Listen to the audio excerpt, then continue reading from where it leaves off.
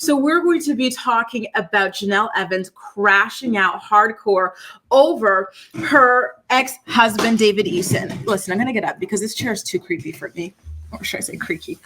Listen, they're finally divorced, right? And Janelle seems to still not be happy. She was saying that she wanted to get rid of this guy and move on with her life.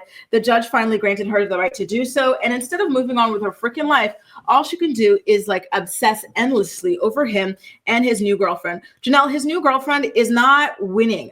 Right? She's going through the same stuff you were going through. She's crying the same tears you were crying. It's just that she's going to the internet, acting like everything's all well and good, which you know about, because you did the same thing when you were with this man, right? So why is it that Janelle it's so easy to trigger her when it comes to this man? Like, I don't get it. Like, you would think that after getting like legally divorced from this man, she would be jumping, screaming, you know, like the Nicole Kidman when she got divorced from Tom Cruise, that sort of thing. That's what you would think. So that's why it's so weird that every couple of business days, this woman is over here in competition with David Eason's latest victim. Like, you saw how much money you had to pay out to this man. You saw how you had to leave some land to this man. You saw how you have to leave $30K to him, cars, ATVs, all this stuff. So why are you acting like this girl got some kind of a prize? She picked him up off of your abandoned boat. Like, shut up.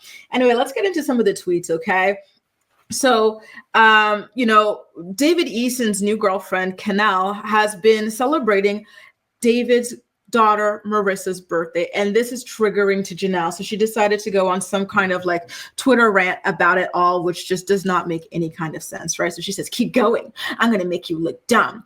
I don't care how much ish my stepdaughter wants to talk about me because I'm not going to give the same energy. She's bright, smart, and beautiful. I wish the best for her, and I hope she sees and appreciates what I've done for her one day. And I bet you'll get along with his ex. You pop Adderall and she does rugs, 2 peas in a pod. Girl, you pop Adderall. Don't you pop your son's Adderall? Doesn't she? You heard those rumors, right? Like, we all know you do rugs. You do heroining. Well, you don't anymore, but you did. You know, we know that you like marijuana, all sorts of things. So why are you acting like this is a read to this woman when your criminal record is such public, knowledge, right? So she was also tweeting, ever wonder why he's closer to one daughter than the other? You're going to have to ask God for forgiveness because you'll probably go to hell for doing something like that. Go into details how I paid $1,000 a month for her to do private school online because she didn't like public school. Go into detail how her maternal grandmother thanked me for years for providing and helping her when I didn't have to do it. So obviously all of this is in reference to Melissa. Janelle feels as though, not Melissa, but Marissa. Janelle feels as though her ex-stepdaughter Marissa has been rather ungrateful towards her. And all of this just because David's new victim celebrated Marissa's birthday. And there's more. Like, when I say crash out, I mean crash out like that. She has just been like, fist balled up and everything. Again, over what exactly? I do not know. All Canel did was share a photo or a video of Marissa's new tattoo. She got some kind of tattoo on her ankle. David's crying over it, and it led to all of this chaos. Don't worry, Canel did clap back as well, and we're going to get into it. But my goodness gracious, there's even more from Janelle. She said, go into detail about her mother's backstory and why I paid $10K for emergency custody of her. Go into detail how I provided her a home and her own bedroom with furniture, you guys. Furniture. Give it up for the furniture you've provided for a child you decided to take on. Wow. Mother Teresa over here. Her mother or father did not do that, but I did it out of the kindness of my heart. Her father didn't do it because he's broke, and you knew he was broke when you got with him. So you're not a hero. You decided to take on, a dependent, and this is just how it goes, right? Guess she hated me so much, but we did TikToks together. Ask her what she told my mom about her own father on vacation in Puerto Rico. Go into detail why she didn't want to live with her mom or dad and chose her grandmother when I left North Carolina. Like, it's just tweet after tweet after tweet. Girl, you have walked out of these people's lives, right? Especially David's. So at this point, just enjoy the new life that you have over on your own. Like, why? Do you guys remember last week? I think it was on Thursday's episode, or maybe it was Friday's episode. We were talking about how Janelle was tweeting about how her ex has to come pick up some of the things that he won in the divorce. Like, what type of lingerie should she wear waiting for him? I don't have the words for the way that she's been handling this entire separation and divorce overall. Like, I get being upset that you have to pay this man out, even though it obviously came with the territory when you chose a man who is chronically unemployed. But to be talking about like wearing lingerie for him and whatnot, like, girl, that's when it gets a little bit too weird for me, right? And then like you're stalking his ex on or his current girlfriend online. So Canel said, I could go into detail about how you were absolutely not there for that child, but I refuse to tell her story. You could learn a thing or two. She also said, maybe because Whitney didn't pick up Marissa and leave to the other side of the country and actually gets along with both of us. I wonder why. And then when it came to the Adderall allegations and the rug use allegations that Janelle was throwing at Canel and, the baby mama, she said, I'm prescribed Adderall for ADHD and I actually don't take it unless I have work. And sometimes I forget to take the whole dosage, but that's the difference between me and an addict. I'm sure you're reading my replies, but here you go.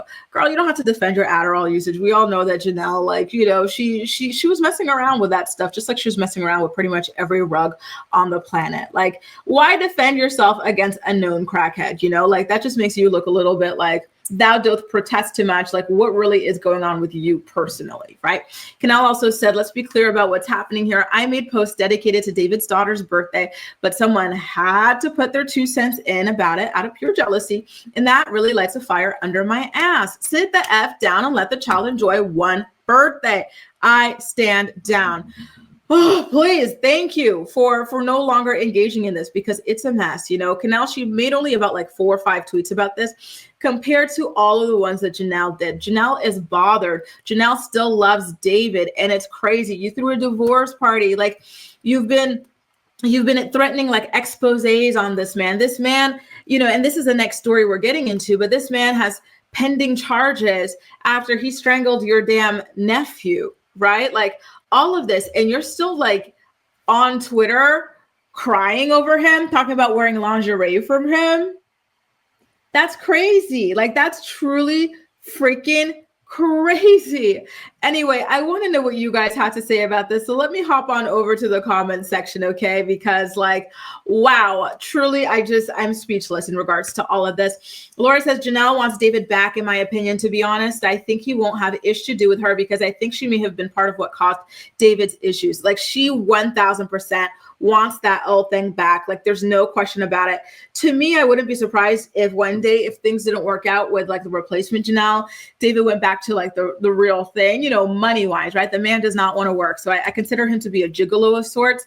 So I wouldn't be surprised if he went back to her for financial reasons, but damn, like, this is crazy. Steph says, Janelle's trying to get that little girl set up at home. She is exposing her secrets. And that's the thing. Like, you already know that David is a volatile, unstable person that scares his daughter. We all know that because this is the stuff that the daughter testified to in court, like one of those times that David lost custody of her. So to go and put her in this position, on her birthday, because you're jealous that like the new stepmom is like celebrating her birthday, like, wow, crazy. And she's still calling her stepdaughter and everything, even though she's got no contact. Didn't she just barge into her room one day, say, hey, listen, I'm done with your dad. You ain't got to go home, but you got to get the heck out of here. Like, what? Kelly says, Janelle's ego is bruised. Janelle isn't capable of loving anyone. And I do think that that's what it comes down to as well. She hates that David moved on and it's stuck. She tried to move on with her manager. That did not work out. It led to the usual police calls, right? That all of Janelle's relationships end up in.